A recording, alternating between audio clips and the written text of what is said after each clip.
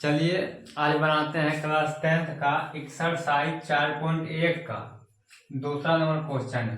ठीक है, 4.1 का दूसरा नंबर क्वेश्चन है, क्लास 10th का क्वेश्चन है। ठीक है, देखिए क्या पढ़े, इसको समझ लीजिए क्या करने के लिए बोल रहा है। ठीक है, उसके बाद इस क्वेश्चन को हमको बनाना है। ठीक है, देखिए बोल रहा है कि निम्नलिखित स्थितियों को द्विघात समीकरणों के रूप में निरूपित कीजिए। जो भी संख्या दी हुई है, जो भी क्वेश्चन है, उसको द्विघात समीकरण के रूप में सिर्फ निरूपित कर देना है। ठीक है, अब देखिए चलिए आइए इसको हम हल कर लेते हैं। ठीक है, देखिए बोल रहा है क्वेश्चन क्या कि एक आयताकार भूखंड का क्षेत्रफल 528 मीटर स्क्वायर है। क्षेत्र की लंबाई चौड़ाई के दोगुने से एक अधिक है। हमें भूखंड की लंबाई और चौड़ाई ज्ञात करनी है। ठीक है, देखिए क्या बोल रहा है, एक आयताकार भूखंड का क्षेत्रफल 528 मीटर स्क्वायर दिया हुआ है। ठीक है, पहले एक हम आयताकार फाड़ लेते हैं। ठीक है, एक हम आयत पहले फाड़ लेते हैं। ठीक है, ये देखिए एक हम आयत फाड़ लिए।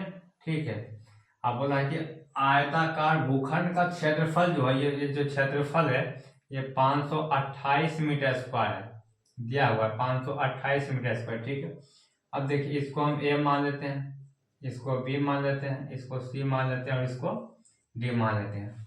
ठीक है, अब ये क्या बोलता है कि क्षेत्र की लंबाई चौड़ाई के दोगुने से एक अधिक है। हमें भूखंड की लंबाई और चौड़ाई ज्ञात करनी है। बोल क्या रहा है कि क्षेत्र की लंबाई जो है वो चौड़ाई के दोगुने से एक अधिक है। ठीक है, आइए हम इसको हल करते हैं। देखिए इसे हल कर दिए। ठीक है, क्या बोल रहा है कि क्षेत्र की लंबाई जो है चौड़ाई के दोगुने से अधिक है, लेकिन चौड़ाई के दोगुने से एक अधिक है लंबाई। ठीक है, तो मान लेते हैं माना। ठीक है, माना आयत की चौड़ाई। ठीक है, माना आयत की, ठीक है, माना आयत की चौड़ाई x। ठीक है, माना आयत की चौड़ाई x है तो लंबाई, ठीक है, माना आयत की लंबाई। ठीक है, लंबाई क्या दिया हुआ है कि क्षेत्र की लंबाई जो है वो चौड़ाई के दोगुने से एक अधिक है। तो आयत की चौड़ाई से दोगुना तो क्या हो जाएगा, x हो तो दोगुना 2x। ठीक है, 2x। ठीक है, लिख देते हैं 2x। दोगुने से एक अधिक है, दोगुना तो 2x हो गया और एक अधिक तो +1। ठीक है, अब क्या कहा है कि हमें भूखंड की लंबाई और चौड़ाई ज्ञात करनी है। ठीक है, अब देखिए अब हम चलते हैं प्रश्न से। ठीक है, प्रश्न से, ठीक है, प्रश्न से चलते हैं। आयताकार भूखंड का क्षेत्रफल, ठीक है, आयताकार भूखंड का क्षेत्रफल, आयताकार भूखंड का क्षेत्रफल कितना दिया हुआ है। देखिए आयताकार भूखंड का क्षेत्रफल कितना दिया हुआ है, 528 मीटर स्क्वायर। ठीक है, अब देखिए आयताकार भूखंड का क्षेत्रफल, आयताकार का क्षेत्रफल जो होता है, आयत का क्षेत्रफल होता है लंबाई गुना चौड़ाई, लंबाई गुना चौड़ाई। ठीक है, यहाँ पे लिख देते हैं। ठीक है, लंबाई, ठीक है, लंबाई गुना चौड़ाई। ठीक है, लंबाई गुना चौड़ाई बराबर 528 दिया हुआ है, 528। ठीक है, अब देखिए लंबाई चौड़ाई। ठीक है, लंबाई और चौड़ाई, लंबाई कितना दिया हुआ है, 2x + 1। यहाँ पे लिखते हैं 2x + 1 मल्टीप्लाई, ठीक है, गुना चौड़ाई कितना दिया हुआ है, x। ठीक है, बराबर कितना दिया हुआ है, 528। ठीक है, 528 लिख दिया। ठीक है, अब देखिए इसको हम गुना कर देते हैं। देखिए 2x गुना x, 2x गुना x कितना हो जाएगा, 2x स्क्वायर, 2x स्क्वायर, फिर प्लस x गुना 1, क्या हो जाएगा, x बराबर 528। ठीक है। अब देखिए, अब इसको यहाँ लिखते हैं, ठीक है। ये हो गया, लिख दिए 2x² प्लस x बराबर 528। अब देखिए 2x² प्लस x, ठीक है। अब देखिए 528 उधर प्लस में, इसको इधर ले आते हैं, ठीक है। ये हो जाएगा -528 बराबर 0, ठीक है। ये हो गया, देखिए यही मेरा आंसर हो गया, ठीक है।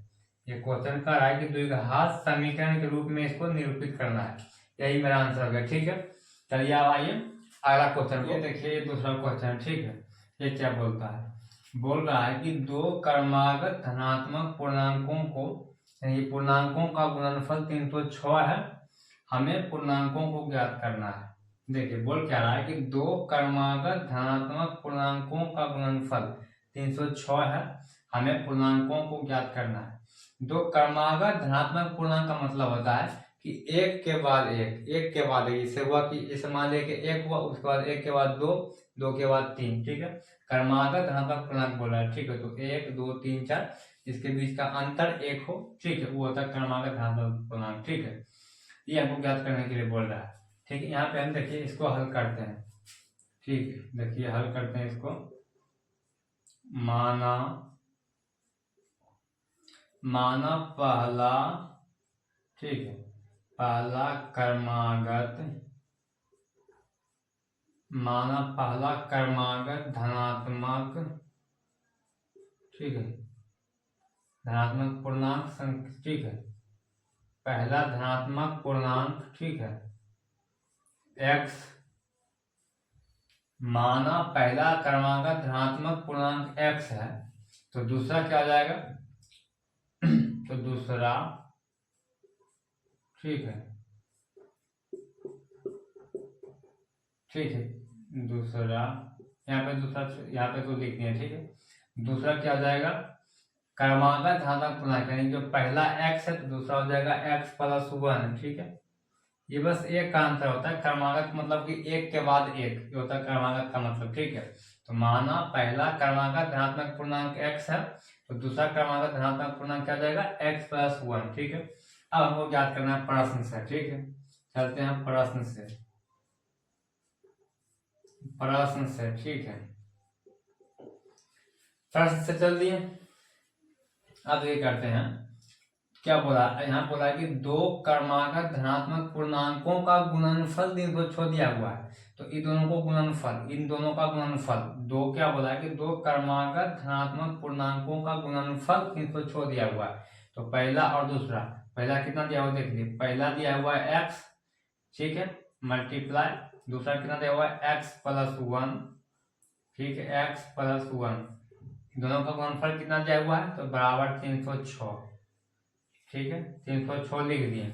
अब देखिए गुना कर लेते हैं, x गुना x क्या आ जाएगा, x गुना x ये हो जाएगा x², ठीक है, फिर प्लस x गुना 1 ये हो जाएगा x, फिर बराबर 306 लिख दिए। अब देखिए ये x² प्लस x, अब इस 306 को इधर ले आते हैं, तो इधर उधर प्लस में है, इधर आएगा, ये माइनस में हो जाएगा, -306 बराबर 0, ठीक है। देखिए यही मेरा आंसर है, ठीक है। द्विघात समीकरण के रूप में बोला, इसको द्विघात समीकरणों के रूप में इसको निरूपित करने के लिए बोला है, ठीक है। यही हो गया मेरा आंसर, ठीक है। धन्यवाद। अब मिलते हैं अगली क्लास में।